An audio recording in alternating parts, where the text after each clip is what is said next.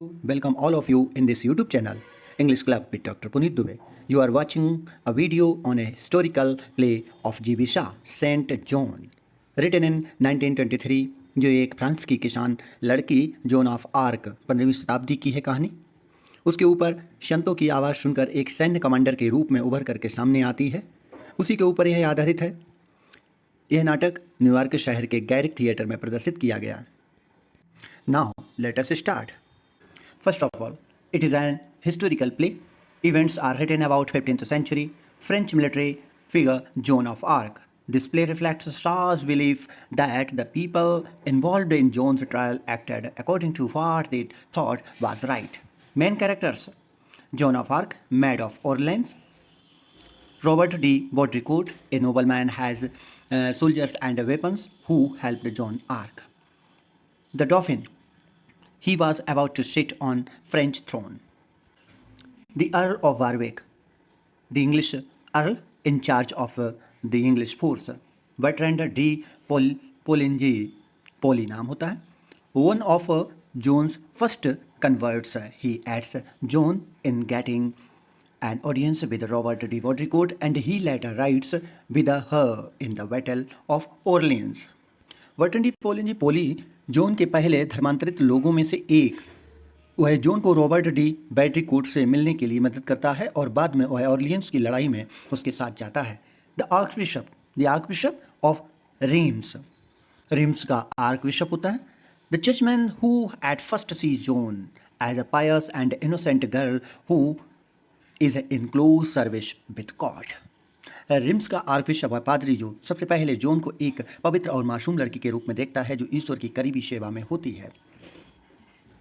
The inquisitor, the जज in Joan's trial who believes in the authority of the church, he condemns Joan for heresy of and refuses to accept her communication with God.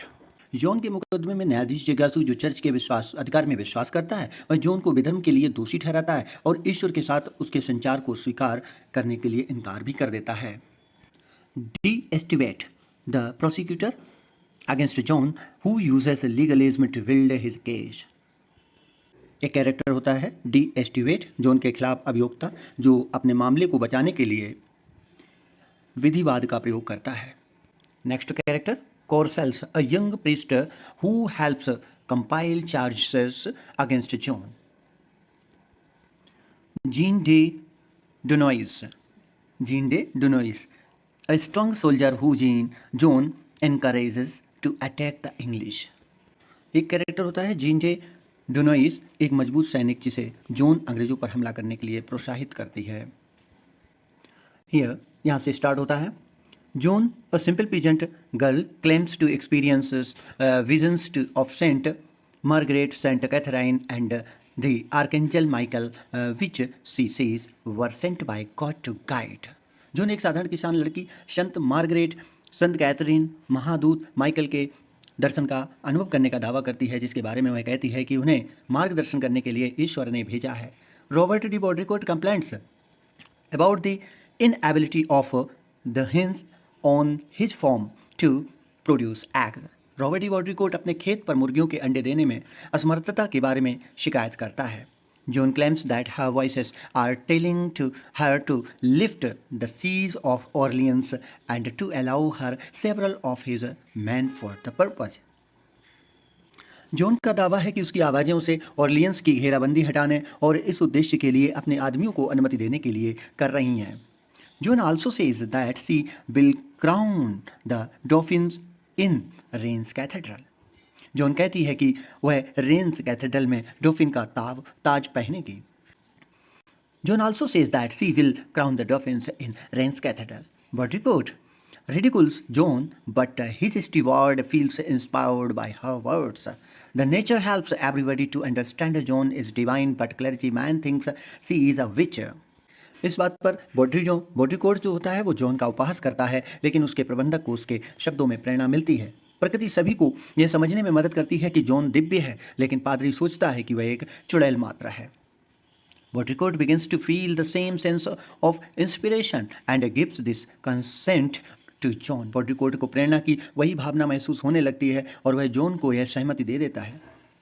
The steward enters at the end of the sentence to exclaim that the hens have begun to lay eggs again. Baudricourt interpret to this as a sign from God of John's divine inspiration. बॉड्रिकोट को प्रेरणा की वही भावना महसूस होने लगती है जो John की सहमति में होता है, और एक स्टीवार्ड अंत में यह घोषणा करने के लिए प्रवेश करता है कि मुर्गियों ने फिर से अंडे देना शुरू कर दिया। बॉड्रिकोट इसे जॉन की दिव्य प्रेरणा के भगवान से एक संकेत के रूप में व्याख्या करता है। John succeeds in doing this through the excellent powers of flattery, negotiation, leadership, and skill on the battlefield. Helping by nature, the priests of Roman began to fear from John lest John should awake the patriotic feelings in the hearts of French people. John चापलूसी, नकारात्मक, उधार और युद्ध के मैदान पर कौशल की उत्कृष्ट शक्तियों के माध्यम से ऐसा करने में सफल होती है। प्रकृति की मदद से रोमन के पुजारी जॉन से डरने लगते हैं। ऐसा न हो कि जॉन फ्रांसीसी लोगों के दिलों में पितृसत्तात्मक भावनाएं जगा दे। The priests misguide prince Dauphin who is about to be king of French against Joan. यह मिस्टेक हो गई है, डॉल्फिन लिखा हुआ है, डॉल्फिन होना चाहिए, DOUPHIN। पुजारी राजकुमार डॉल्फिन को गुमराह करते हैं जो फ्रांस का राजा बनने वाला है। जॉन के खिलाफ भड़काते हैं उन लोगों को। Nobody pay attention eight John. Last में क्या होता है कि जॉन के ऊपर कोई भी ध्यान नहीं देता है। The bishop are against her. सारे जितने भी पुजारी होते हैं, बिशप होते हैं, वो सभी जॉन के खिलाफ हो जाते हैं। She is caught and claimed against her. They condemned death. Joan accepts death at the stake as preferable to such an imprisoned existence. Joan ने इस तरह की कैद में रहने के बजाय मृत्यु को बेहतर माना और उसने स्वीकार किया। आपको यह वीडियो कैसी लगी कृपया कमेंट करें, लाइक करें, शेयर और सब्सक्राइब करें। मिलते हैं एक नई नेक्स्ट वीडियो के साथ, तब तक के लिए धन्यवाद।